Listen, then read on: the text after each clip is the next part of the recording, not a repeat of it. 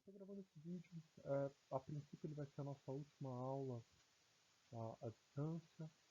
Gravei esse vídeo uma semana antes dele ser exibido, então eu não tenho muito bem certeza de quando é que vocês vão ter, de como é que as coisas vão estar quando vocês tiverem acesso a ele. Eu espero que semana que vem, quando vocês estiverem assistindo, eu já esteja tudo certo para poder voltar às aulas com vocês. Eu particularmente sinto falta das minhas aulas presenciais. Em todo caso, se tiver alguma mudança, a gente vai conversando pelo fórum, a gente vai conversando pelo Zoom. Se continuar, eventualmente eu vou gravar novas aulas, a gente vai continuar os nossos encontros e as nossas reuniões por aqui.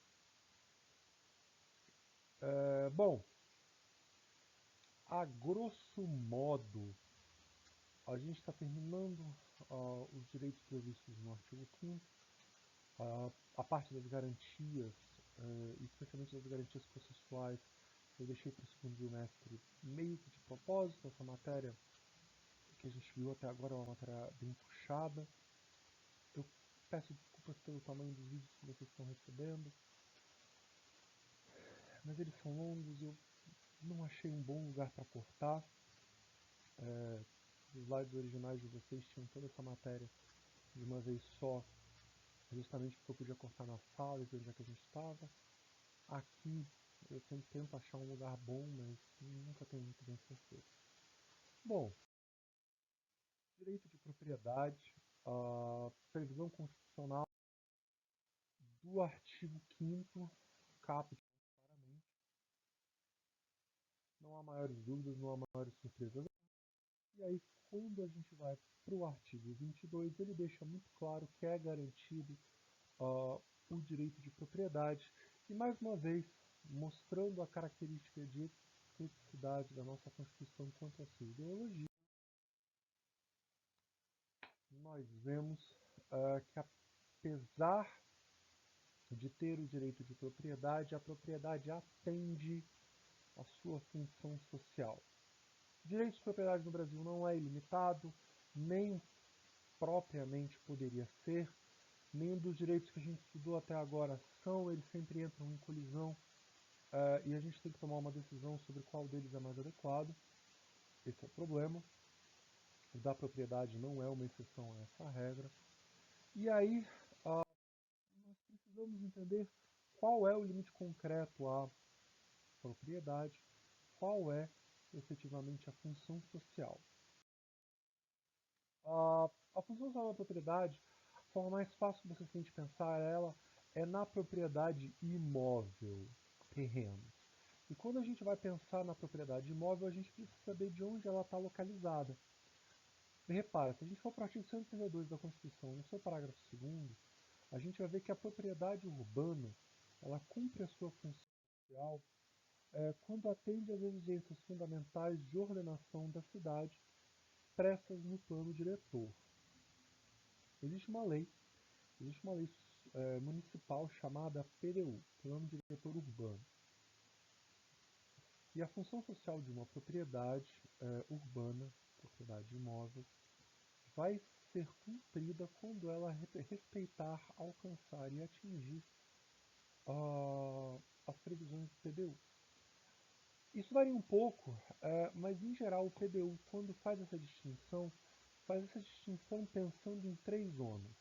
Nós temos a zona residencial, a zona comercial e a zona industrial. Residencial só permite a residência, comercial, residência e comércio, industrial, residência, comércio e indústria. Tranquilo, nada demais até aqui. De novo, exemplo de Vitória, que é onde eu conheço um pouquinho melhor, vocês vão pensar na Fernando Ferrari.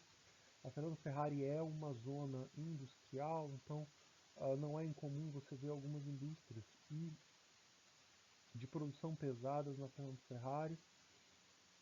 Se vocês não pensarem concretamente na Fernando Ferrari, mas se vocês pararem para pensar, por exemplo, em Mata da Praia, Mata da Praia é uma região curiosa, porque tem algumas ruas em Mata da Praia que só são que não tem nenhum comércio. Você poderia colocar uma padaria nessas ruas e provavelmente você teria algum sucesso, já que a concorrência seria muito pequena. É porque essas ruas são selecionadas para área de residência, no plano diretor urbano de Vitória, e aí você não pode estabelecer comércio lá. Falo de Mata da Praia, inclusive. Mata da Praia tem uma associação de moradores muito grande e uma associação de moradores muito atuante. Então, um problema tradicional que a associação de moradores traz para os candidatos a políticos locais, e a gente está em ano de eleição local, é legal lembrar disso, é que como aquela área é uma área residencial, não pode ter comércio, nem mesmo prestação de serviços. Parece bobo falar isso, mas para pensar que a gente tem muitos políticos que são advogados que não advogam. E quando você é um advogado e não tem um escritório físico específico, normalmente o endereço que você dá profissional é o endereço da sua casa. Isso é muito comum. Então a gente tem um político que fez direito, que quer se candidatar a alguma coisa, e ele dá como local de trabalho a sua casa. A Associação de Moradores de Mata da Praia, ela fez muito isso. Tradicionalmente, ela verificava os candidatos, verificava os que faziam isso e impugnava a, a possibilidade dele ter como residência e área comercial juntas, uma vez que o PDU tinha essa previsão. Então aqui, simples, é tranquilo, só que repara que você precisa respeitar o PDU. E aí o que a gente quer, o que eu quero dizer com isso, do que a gente está falando aqui? Quando a gente monta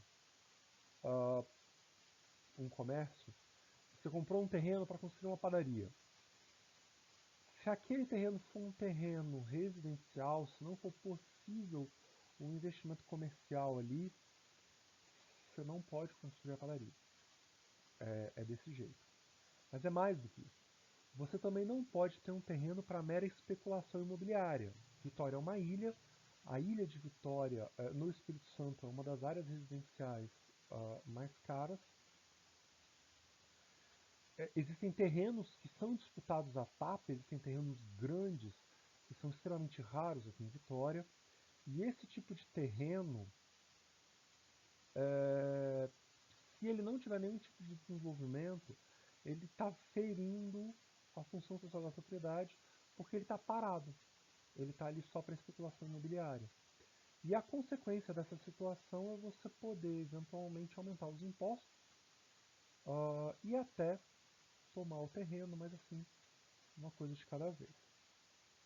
Em todo caso, quando a gente fala de uma propriedade urbana, a gente está pensando no PDU. Quando a gente fala de uma propriedade rural, a função social da propriedade rural está atendida quando ela preencher 4 requisitos. Quando ela tiver simultaneamente, e eu chamo a atenção de vocês para esse simultâneo, então precisa ser os 4, não pode ser menos do que o 4. Feito o aproveitamento racional e adequado da área, a utilização adequada dos recursos naturais disponíveis e a preservação do meio ambiente, a observância das disposições que regulamentam as relações de trabalho e a exploração que favoreça o bem-estar dos proprietários e dos trabalhadores. Nada demais até aqui, eu não tenho muito bem como dar detalhes para vocês, porque isso vai variar de região para região. A preservação do meio ambiente no Brasil é uma preservação que está muito ligada com a área do país que essa preservação acontece, se é a área amazônica, se é uma área próxima da área amazônica ou não. As regras dessa preservação vão variar, e mesmo que vocês pensem duas propriedades rurais no Espírito Santo, se uma delas tiver rio e a outra não, elas têm obrigações diferentes com relação à preservação do meio ambiente. Isso é uma coisa que tem que ser verificada caso a caso, e tem que ser verificada conforme a situação.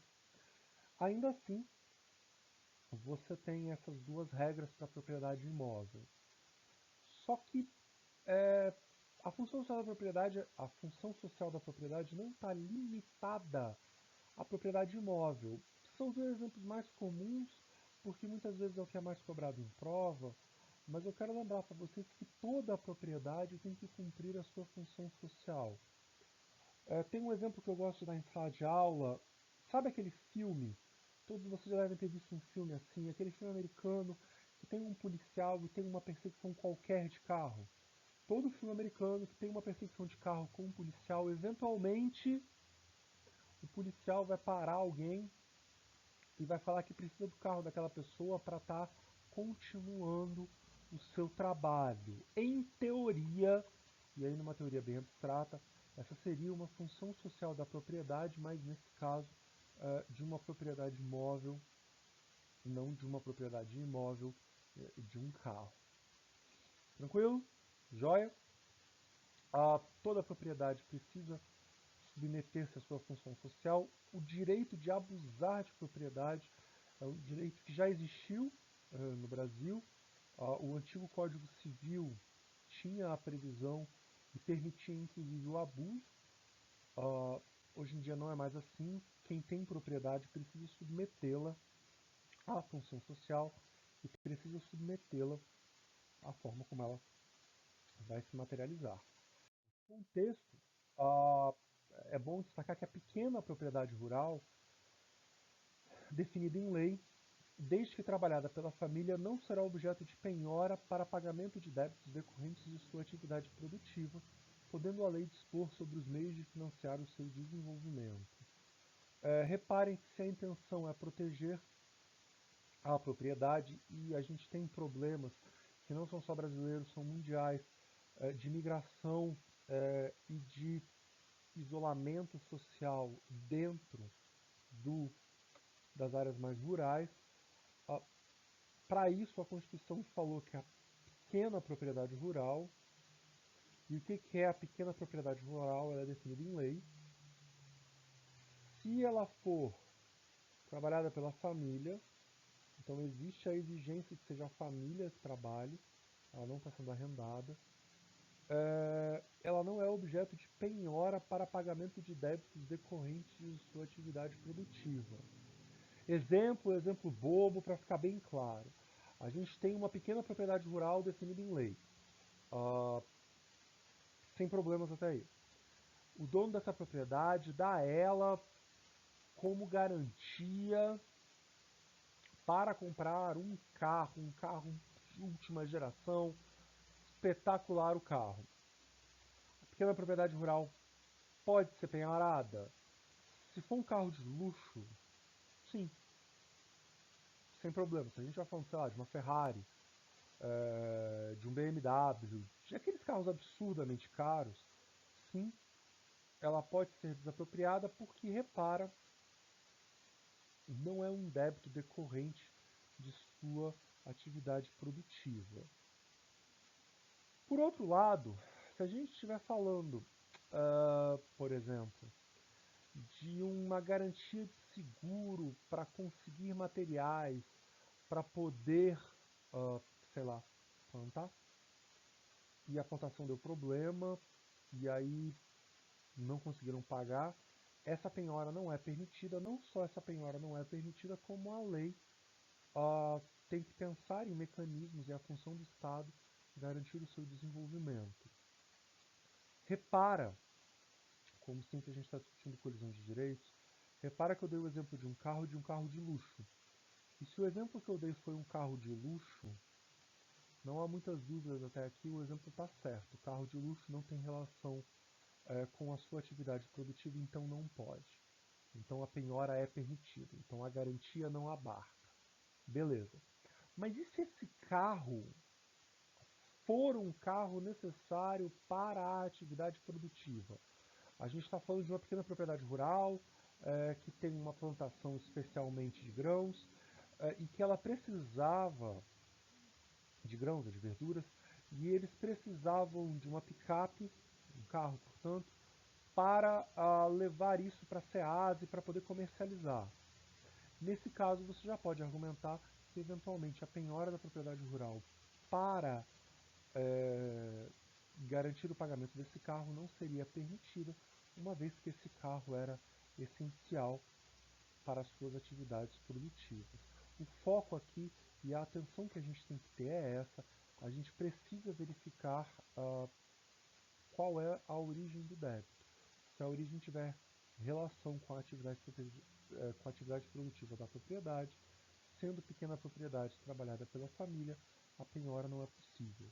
Se não tiver, a penhora é possível. Tranquilo? Bom, passando essa visão rápida da função social da propriedade, a gente tem a possibilidade de desapropriação, a gente tem o artigo 5º, inciso 34 da Constituição. Bom, a lei estabelecerá o procedimento para desapropriação por necessidade ou utilidade pública ou por interesse social, mediante justa e prévia indenização em dinheiro, ressalvados os casos previstos nessa Constituição.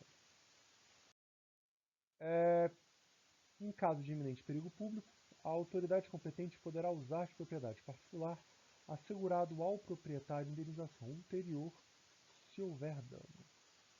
Por que eu trabalho esses dois incisos juntos com vocês? Vamos lá. Tá pegando fogo. Tá pegando fogo na casa do seu vizinho.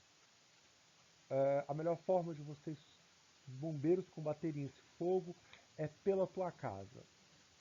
Você não tá em casa. Não tem ninguém em casa. Os bombeiros vão derrubar a porta, vão entrar, vão apagar o fogo do vizinho. E aí, dependendo do dano que eles causaram, dependendo da situação em concreto, haverá uma indenização que é posterior. Esse é o caso de indenização posterior que a gente está discutindo. Joia? Se não houver dano, eles conseguiram entrar sem precisar derrubar nada, sem precisar estragar nada, não há razão para indenização. Então, em caso de iminente perigo público, propriedades podem ser convocadas para situações específicas, só havendo indenização posterior no caso de dano. Eu dei o exemplo do incêndio porque o exemplo do incêndio é um exemplo fácil, mas sempre que a gente vê aquelas imagens de enchentes e potencialmente áreas particulares, escolas, por exemplo, sendo utilizadas para abrigar pessoas, se isso foi feito com ordens de uma autoridade pública, a priori é possível, não tem muito problema, mas só há uma indenização posterior se houver dano, e nesse caso o dano engloba, como não poderia deixar de englobar, os lucros restantes. Se alguém perdeu dinheiro porque costumava alugar e não pôde receber o aluguel, isso estaria englobado. Joia? Ainda assim, vamos discutir a desapropriação. A desapropriação é mais importante e vamos de trás para frente. A primeira coisa, a desapropriação tem que ser feita em dinheiro. Dinheiro é dinheiro, ponto. Dinheiro não é ouro, apesar do Silvio Santos falar que vale mais do que dinheiro. Dinheiro não é contas da dívida pública, dinheiro não é tesouro, dinheiro não é nada, dinheiro tem que ser dinheiro. Isso é um requisito básico. E a indenização tem que ser prévia. Então ela tem que ser antes da propriedade ser desapropriada. Mais uma vez, nada demais até aqui.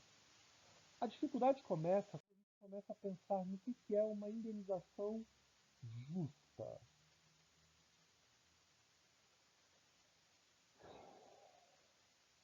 O que é uma indenização justa? Não sei se vocês se lembram, não botei foto dessa vez. Não sei se vocês se lembram de como é a chegada na Praça dos Namorados. Então eu quero que vocês imaginem aqui uma viagem de carro ou de ônibus, não importa muito, que a gente está indo da praia e a gente está chegando na Praça dos Namorados. E nessa chegada, logo na chegada, tem uma esquina e tem uma ladeira. A ladeira do Sagrado Coração de Maria. Nessa esquina do Sagrado Coração de Maria, tem uma casa. Tem uma casa com um jardim enorme. E esse jardim era ainda maior. E pelo que as histórias contam, quando o casal que tinha aquela casa comprou a casa, eles criaram a tradição de plantar nas bordas da casa uma árvore. Então, quando eles se casaram, eles plantaram uma árvore. Quando um filho nasceu, eles plantaram uma árvore. Quando o outro filho nasceu, eles plantaram uma outra árvore. E aí tinha essa tradição na família que essas árvores representavam a ligação da família, representavam os filhos. Para ampliar a beira-mar naquele canto, parte desse terreno foi desapropriado. E eles tiveram que cortar algumas dessas árvores. E a minha pergunta para vocês é: são árvores de 20 anos que representam uma ligação familiar e que têm memórias enormes. Qual é o valor justo para se pagar por esse terreno? A resposta é o valor de mercado, ponto. Quando a gente vai calcular o valor justo, a lógica, o pensamento geral é que você veja quais são os valores dos terrenos que foram vendidos naquela região, veja qual é a valorização daquela região no tempo, veja qual é a metragem do terreno, faça o cálculo do valor de mercado e venda. Valores emocionais como esse da casa de Praia do Canto que eu acabei de descrever para vocês não são relevantes, não importa. Quando a gente fala valor justo, a gente está falando do valor de mercado, ponto e acabou. Aí a pergunta que não quer calar é: tá, mas esse valor justo é pago? Esse valor de mercado é feito? Depende. Depende do quê? Depende da região e de quem está desapropriando.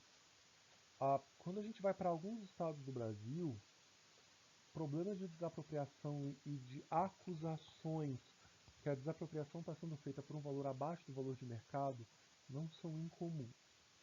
Tá, não vamos falar do Brasil, o Brasil é muito grande, vamos falar do Espírito Santo. Vamos pensar assim na região de Vitória, na região de Grande Vitória. E aí? Nesses casos, o governo, especialmente o governo municipal de Vitória, tende a pagar uma indenização que é uma indenização boa. E como ela é em dinheiro, repara que não só é o valor do mercado, mas é esse valor do mercado em dinheiro. Não são propostas de financiamento, não são outras formas. Tende a ser interessante para o proprietário. A gente tem algumas decisões aqui no estado que as pessoas refutaram o valor da indenização e não conseguiram um aumento desse valor, porque o judiciário considerou que o valor é justo. Aqui isso é uma tradição. Não é muito surpreendente. Quando a CPMF ainda existia, Vitória, em particular, tinha mais renda per capita do que São Paulo. Era um dos poucos municípios do país que tinha uma arrecadação per capita maior do que a do estado de São Paulo. É por isso que quando vocês param para olhar Vitória, se vocês pensarem nos bairros de Vitória, eles normalmente têm uma infraestrutura muito boa. Vitória teve muitos anos de uma administração com muito dinheiro. Há alguns anos atrás dava mais prestígio ser prefeito de Vitória, e a prefeitura de Vitória era mais disputada do que o governo do estado, porque a prefeitura de Vitória muitas vezes tinha mais grana per capita para trabalhar do que o governo do estado. Então, assim, aqui, por enquanto, nós não temos propriamente esse problema da justiça da indenização. Ainda assim, quando a gente está falando da desapropriação, ela pode se dar ou por necessidade ou utilidade ou interesse social. A necessidade pública é um caso em que o problema só se resolve com a desapropriação daquele bem específico. Então não existe uma outra opção possível a não ser desapropriar aquele bem. Repara, eu dei para vocês o exemplo daquela casa na Praia do Canto, que a única forma de desapropriar era naquela casa. necessidade pública. Quando a gente vai para a utilidade pública, a situação de desapropriação é a mais conveniente para a União. Existem outras opções, mas aquela é a melhor. Pensem na ampliação da Fernando Ferrari. Se vocês pensarem na ampliação da Fernando Ferrari, minha vizinha Fernando Ferrari, vocês vão, se vocês se lembram, ver que a Fernando Ferrari podia ser ampliada tanto do lado esquerdo quanto do lado direito. Havia as duas opções. A obra era uma obra necessária, mas o processo de desapropriação poderia ser tanto para o lado esquerdo da Fernando Ferrari quanto para o lado direito. E foi feita uma opção, e essa opção não era optativa, foi feita uma opção que a desapropriação fosse feita pelo lado direito. Por quê? Porque o impacto nas propriedades individuais era menor. O lado esquerdo da Fernando Ferrari sempre teve, assim, eu estou falando do lado direito, lado esquerdo, eu estou pensando aeroporto UFES, tá? Então, o lado esquerdo da Fernando Ferrari, no sentido aeroporto UFES,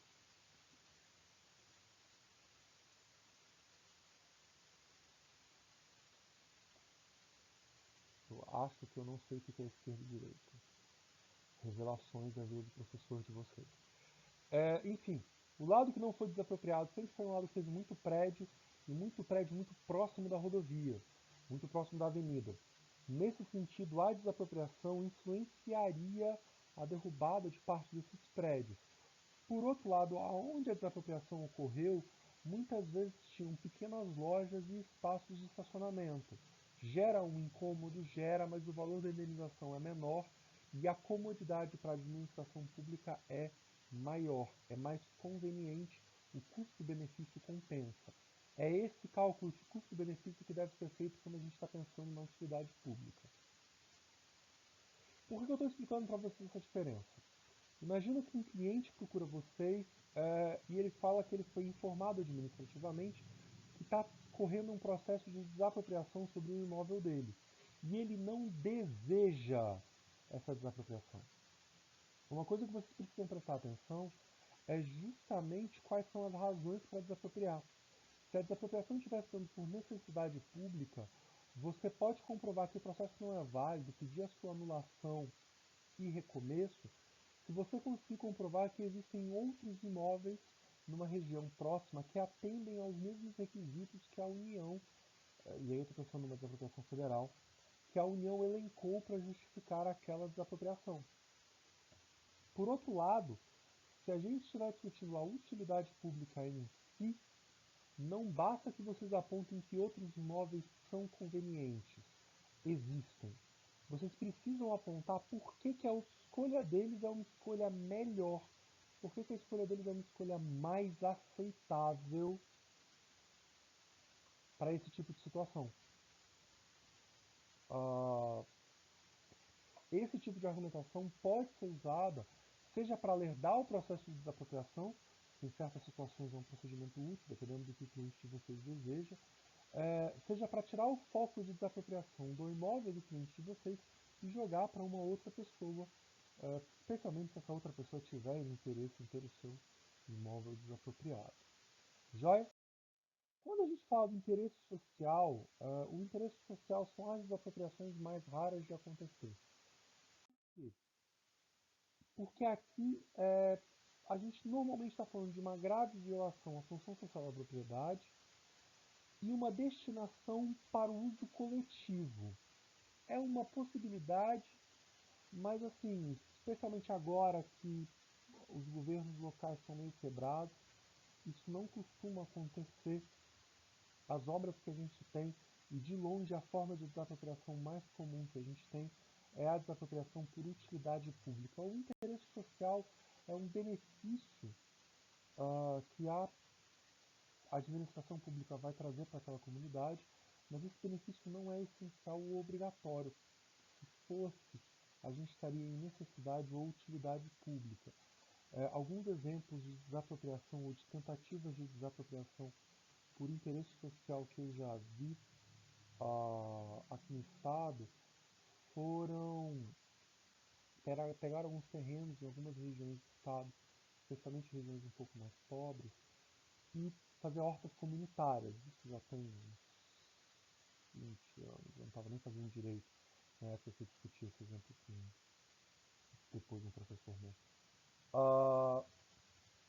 E aí é essa situação, a gente vai pegar esse terreno é um terreno que não está sendo usado, a gente vai desapropriar ele, vai fazer aqui uma horta comunitária que as pessoas vão poder usar para melhorar a situação alimentar e diminuir um pouco a situação de desigualdade que a gente está vivendo. Isso acontece, isso acontecia mais quando os municípios e os estados tinham uma arrecadação um pouco maior do que eles têm hoje. A queda da CPMF, de novo, gerou problemas em todo o processo desapropriatório. Hoje em dia não é mais tão comum. Tem moças passando pelo meu carro. Vai? Tranquilo? Bom, repara que a gente está discutindo uma desapropriação que pressupõe uma indenização, mesmo o uso que a gente está discutindo, no caso do artigo 5º, inciso 35, se tiver dano, tem uma indenização posterior, mas o artigo 243 da Constituição reconhece expressamente que se a propriedade rural ou urbana for localizada com plantas psicotrópicas ou a exploração de trabalho escravo, elas são expropriadas e destinadas à reforma agrária e a programas de habitação popular, sem qualquer indenização ao proprietário e sem prejuízo de outras sanções previstas na lei, observado, claro, a previsão do artigo 5º, então cabe aqui a legítima defesa do proprietário. Expropriação e desapropriação são coisas diferentes. A expropriação não terá indenização de nenhum tipo. A desapropriação, sim. Tenham isso em mente e, a grosso modo, as duas grandes exceções que a Constituição dá para você poder tirar a propriedade de alguém, especialmente a propriedade imóvel, trabalho escravo e a plantação de plantas psicotrópicas. Eventualmente, se a propriedade não está cumprindo a sua função social, depois de um processo administrativo que demora alguns anos, dependendo da situação, algumas décadas, você acaba podendo desapropriar uma propriedade pela função social dela, dando uma indenização diferenciada, mas isso é uma coisa extremamente rara, e quando vocês verem uma propriedade que estava abandonada e de repente teve uma construção qualquer lá, normalmente é para tentar cumprir a função social da propriedade, normalmente é para tentar reduzir a carga de impostos que cai sobre a propriedade e para evitar esse tipo de situação. Beleza? Bom, passado isso, para nós vamos para o direito autoral. Aos autores pertence o direito exclusivo de utilização, publicação ou reprodução de suas obras, transmitidas aos herdeiros pelo tempo que lei dar. Esses são legos. Não sei se vocês brincaram com eles quando eram mais novos, eram um dos meus brinquedos prediletos. E aí eu quero que vocês entendam o que é a propriedade intelectual e o que é o direito de propriedade intelectual, e eu resolvi usar o Lego como exemplo. Reparem, artigo 5º, inciso 39. A lei assegurará aos autores de inventos industriais privilégios temporários para sua utilização, bem como proteção às criações industriais, à propriedade das marcas, aos nomes de empresas e a outros signos distintivos, tendo em vista o interesse local e o desenvolvimento tecnológico e econômico do país. Nada demais até aqui. Boa parte desse artigo é um artigo que passa sem a gente precisar destacar muita coisa. Marcas,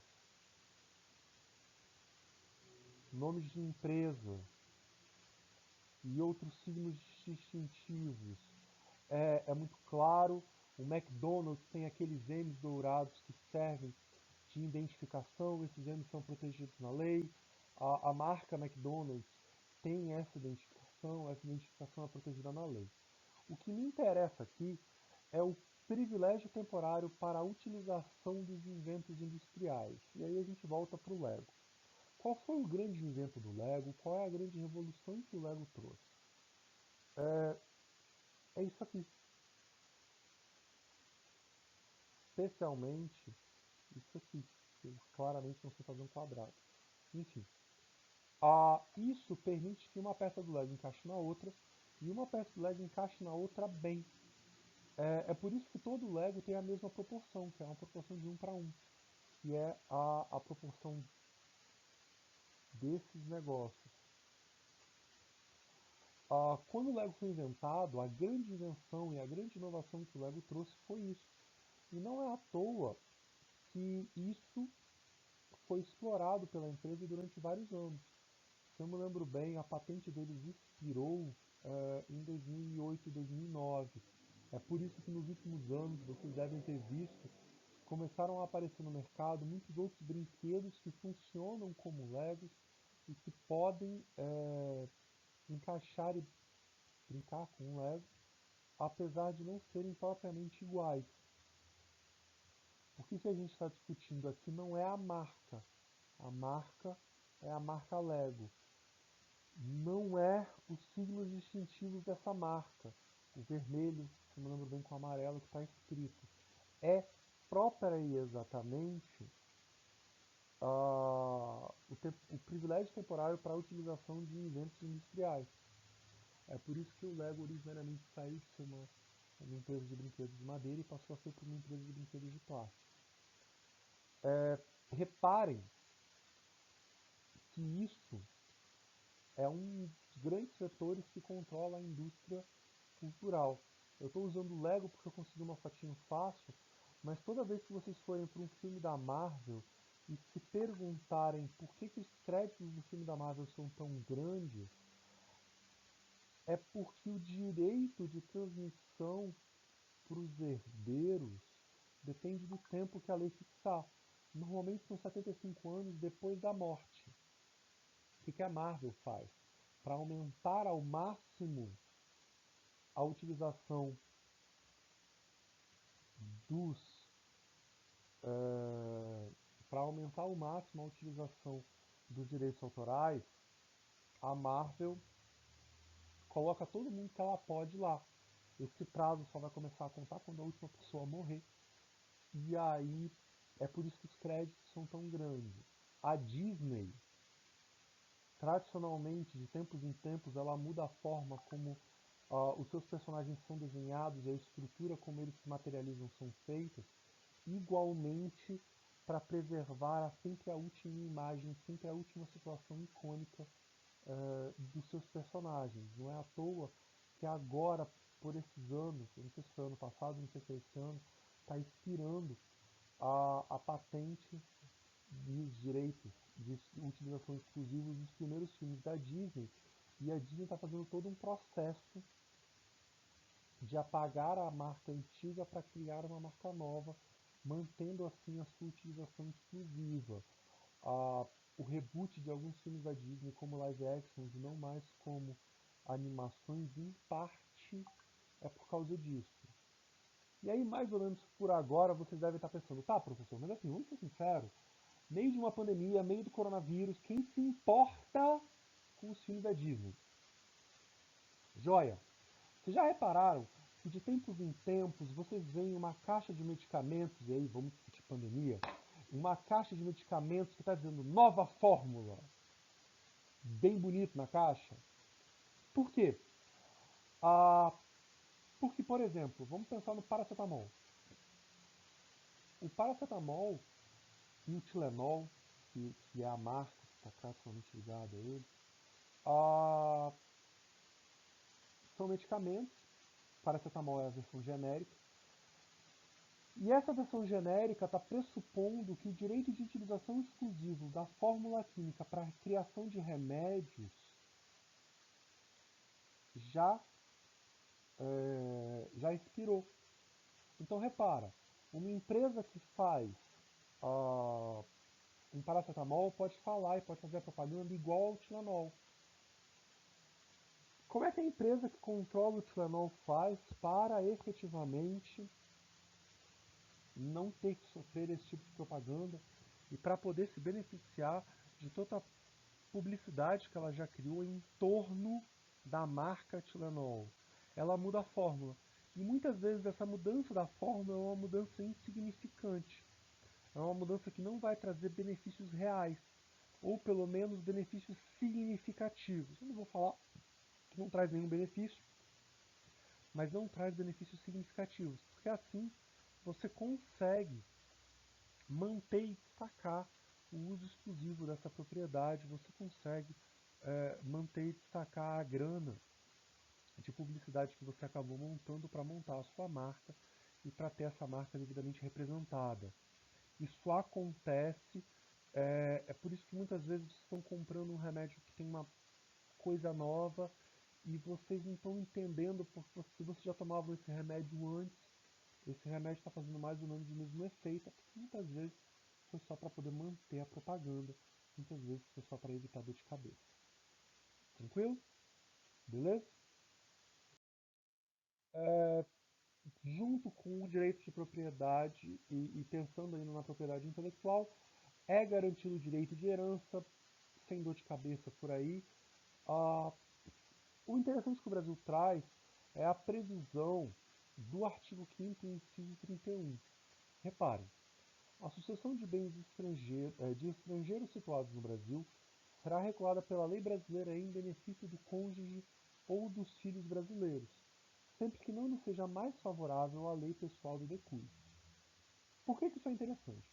Porque nessa situação em concreto, o Brasil está criando uma distinção, e uma distinção muito clara, entre filhos brasileiros e filhos estrangeiros. Então, a gente tem um cara que veio para o Brasil, se apaixonou por uma brasileira, foi para a cama com ela, engravidou, tem um filho. Isso que ele tem um filho que é brasileiro, nasceu em território brasileiro, filho de uma mãe brasileira, e ele tem um outro filho mais velho, que é, sei lá, francês e que nunca veio para o Brasil. Esse cara, como se apaixonou pela brasileira, comprou 2 apartamentos aqui. A morte dele, em teoria, e aí para simplificar o nosso exemplo, ficaria um apartamento para o filho brasileiro e um apartamento para o filho francês. Contudo, se o filho brasileiro conseguir provar que a lei francesa é uma lei melhor para ele, e pelas regras da lei francesa, por exemplo,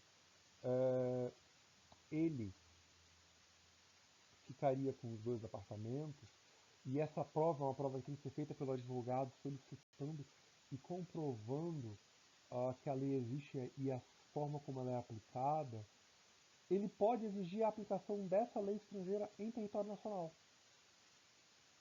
Não é comum, nem de longe é comum, mas é uma situação que pode acontecer. A Constituição fez essa previsão protegendo os seus nacionais. Tranquilo? Aqui a gente sai do direito de propriedade. Nossa aula de hoje é uma aula um pouco mais rápida, eu espero, já tem 40 minutos de aula, não sei muito bem até onde a gente vai.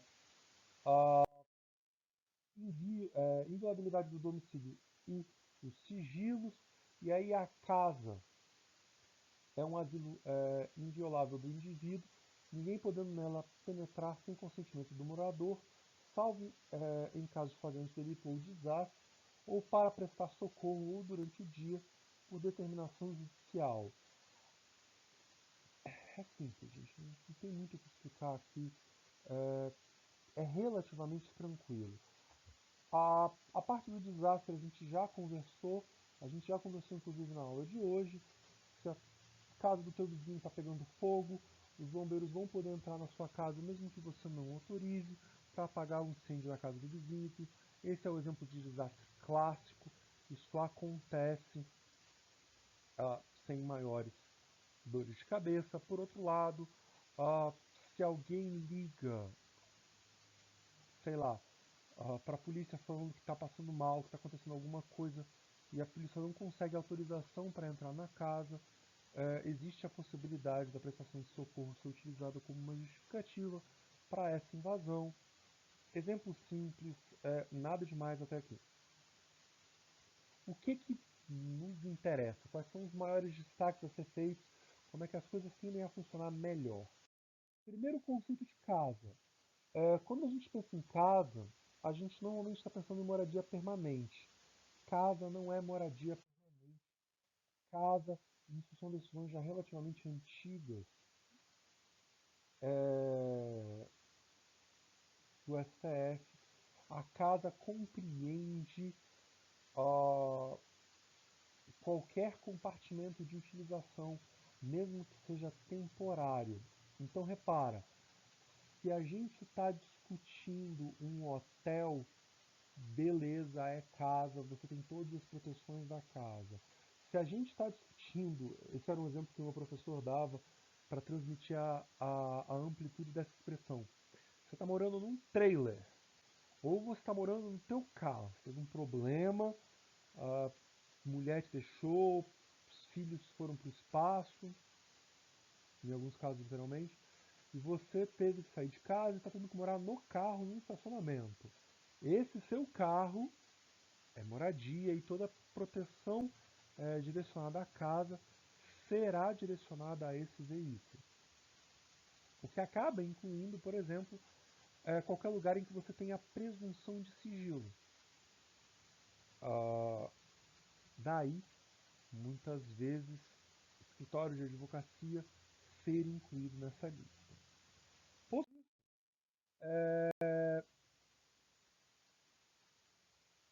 Só pode haver a mudança, só pode haver a violação por ordem e por determinação judicial. Estranho, eu não destaquei. Enfim, desculpa. Por determinação judicial. A casa pode ser invadida fora do horário? Pode, por ordem judicial. É o famoso mandato de busca e apreensão. Reparem que ainda assim é só durante o dia. Nos meus dias, antes da faculdade, aconteceu uma coisa que me marcou muito e que eu só fui entender quando eu tive aula de constitucional exatamente sobre essa matéria. Eu estava indo a pé para minha escola, eu acordava muito cedo, eu era meio sem noção naquela época. Não melhorei muito, não melhorei muito. Mas enfim. Eu estava indo a pé para a escola, tinha acordado cedo, não eram 6 horas da manhã ainda, e eu vi a polícia parada na frente de uma casa que eu sempre passava. E assim, eu vi os policiais olhando para o relógio com um pedaço de ferro enorme, na minha opinião, é menor de 15 anos de idade, e deu um determinado horário, eles gritaram que era a polícia, bateram na porta, ninguém entendeu e eles derrubaram. Eu fui descobrir isso depois. Por quê? Isso me confundiu, eu não entendi porque da espera, e aí eu fui reparar, e fui entender depois, que o mandato judicial que eles estavam cumprindo era um mandato judicial que só podia ser cumprido durante o dia, o que significa de 6 da manhã a 6 da noite. E eles estavam esperando das 6 horas da manhã para ver se alguém abria a porta, como ninguém abriu, eles arrombaram. Nada demais até aqui. O que interessa? E por que eu esqueci de destacar isso? Não faço ideia. Não faço. Mas por que eu destaquei a ordem judicial da inviolabilidade do sigilo de comunicação, de correspondência e comunicação telegráfica e telefônica? Minha dúvida é a seguinte: o sigilo de informações deve ser respeitado, a comunicação telefônica só pode ser, o sigilo da comunicação telefônica só pode ser suspenso por ordem judicial nas hipóteses e na forma que a lei estabelecer para investigação criminal ou instrução processual penal. Nada demais até aqui. O problema é, o artigo 58 da Constituição, no seu parágrafo 3º, reconhece às comissões parlamentares de inquérito, as CPIs, poderes de investigação próprios das autoridades judiciais.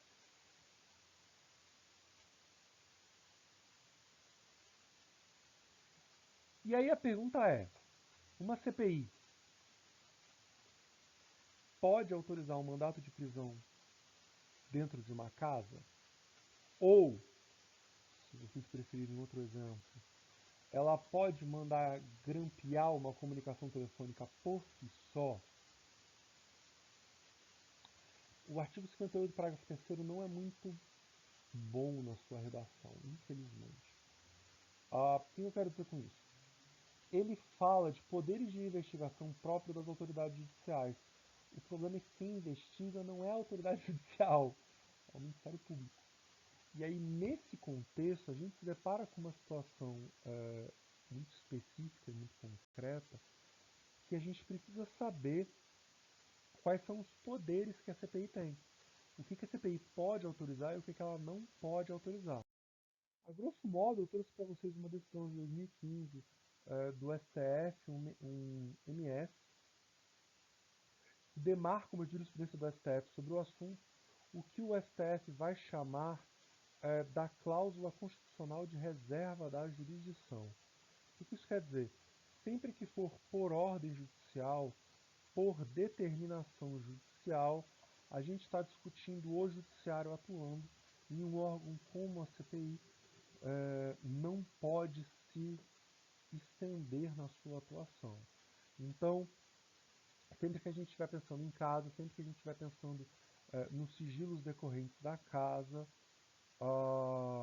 a gente está preso a uma decisão judicial. A CPI tem total liberdade de solicitar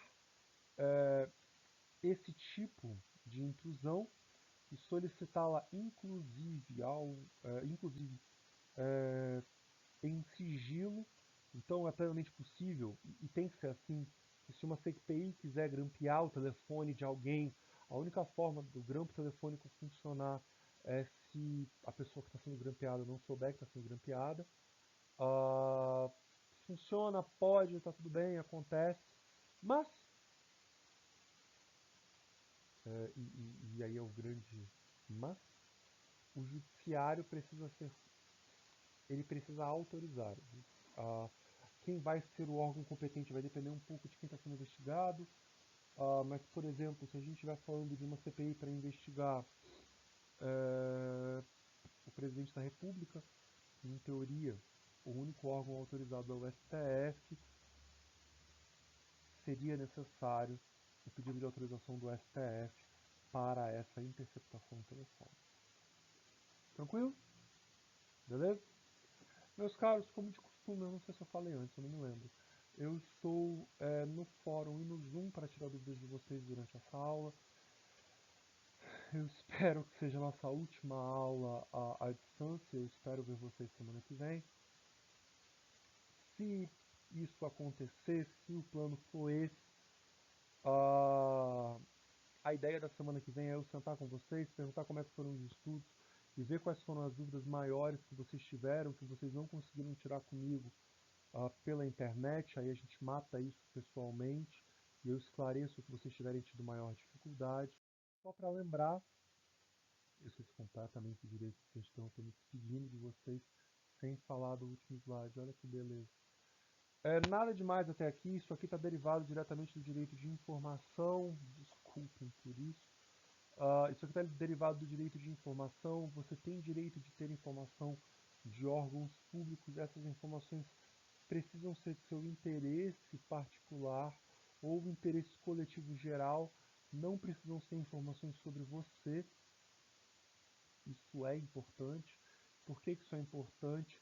Eu quero verificar se uma determinada obra pública está sendo feita da maneira correta, ou eu quero verificar as regras de uma licitação pública para ver se não está tendo superávit. Não podem chegar para você e falar: você não tem interesse. Você tem interesse, esse interesse é pressuposto, porque repara, isso ficaria aqui nessa compreensão de interesse coletivo ou geral. E aí, pensando em certidão diretamente, o direito de petição é assegurado a todos, e a obtenção das certidões para a defesa de direitos e esclarecimento de situações pessoais é um direito. Dessas são gratuitas para os reconhecidamente pobres na forma da lei, o registro civil de nascimento e a de óbito. Eu estava me despedindo de vocês, eu tinha esquecido desse slide. Espero que vocês tenham conseguido estudar. Eu quero lembrar para vocês que junto dessa aula eu disponibilizei o nosso trabalho número 5 para vocês prestarem atenção e fazerem. O link está no fórum, junto com o link da aula, para vocês poderem se organizar e responder. É uma das nossas atividades que substitui a prova. Por favor, não se percam. Dependendo do dia que vocês estiverem vendo esse vídeo, eu falei dessa atividade no vídeo passado, mas essa aqui, dependendo do dia, o último dia para vocês entregarem o julgamento simulado do primeiro bimestre, prestem atenção sobre isso. Lembrando mais uma vez que só um dos integrantes do grupo precisa postar o trabalho. E aí, por fim, vocês devem ter mais ou menos uma semana ainda para fazer a nossa análise de caso. Mais uma vez, não se percam com isso. É o nosso último trabalho desse semestre. Só lembrando para vocês. Joia? Galera, espero que vocês estejam realmente bem. Se tudo der certo, nós nos vemos semana que vem em sala de aula. E nós não precisamos mais dessas aulas virtuais. Tranquilo? Beleza? Então eu vejo vocês na próxima aula.